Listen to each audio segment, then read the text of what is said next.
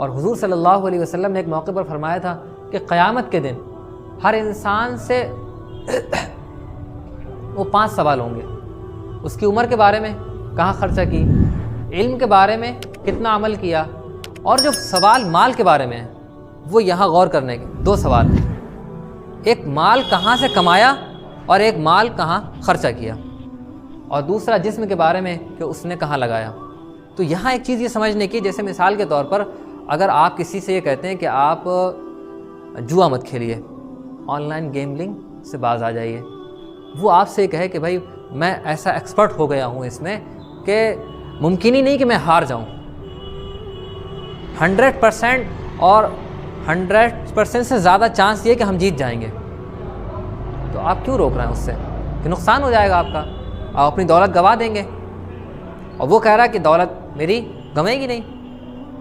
تو ہم اس سے یہ کہیں گے کہ ظاہر دنیا کے لحاظ سے تو اس کا فائدہ ہو جا رہا ہے، لیکن ہمارے سامنے صرف دنیا ہی نہیں ہے، ہمارے سامنے ایک بات تو یہ کہ آخرت بھی ہے.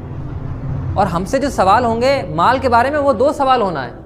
اگر آپ ہار جا رہے ہیں پیسے تو یہ سوال ہوگا کہ کہاں خرچہ کیا، کہاں لگایا. اگر آپ مال جیت لے رہے ہیں تو یہ سوال ہوگا کہاں سے کمایا. اگر آپ یعنی ناجائز طریقے سے کما رہے ہیں جوئے کے ذریعے سے تب بھی سوال آپ سے ہوگا، اور اگر ہار رہے ہیں تب بھی سوال آپ سے ہوگا. تو اس میں مال کے بارے میں آپ دیکھیں کہ جو سوال قیامت کے دن پوچھے جانے ہیں تو مال سے متعلق 2 ہیں. تو اس لیے مال کے بارے میں ہمیں اور آپ کو بہت زیادہ سینسٹیو ہونے کی ضرورت ہوتی ہے کہ مال حلال طریقے سے کمائیں اور مال جو ہے وہ حلال طریقے پر خرچ کریں. اللہ کے رسول صلی اللہ علیہ وسلم نے یہ ایک دعا کی تھی، بہت لمبی دعا ہے، اور اس کے اندر جو ہے وہ ایک نچوڑ سا آ گیا ہے.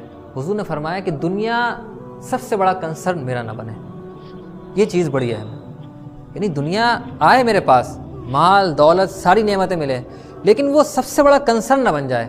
یعنی صبح شام اور زندگی کا سب سے بڑا مقصد جو ہے وہ دنیا اور دنیا اور دنیا ہو جائے، یہ نہیں ہونا چاہیے.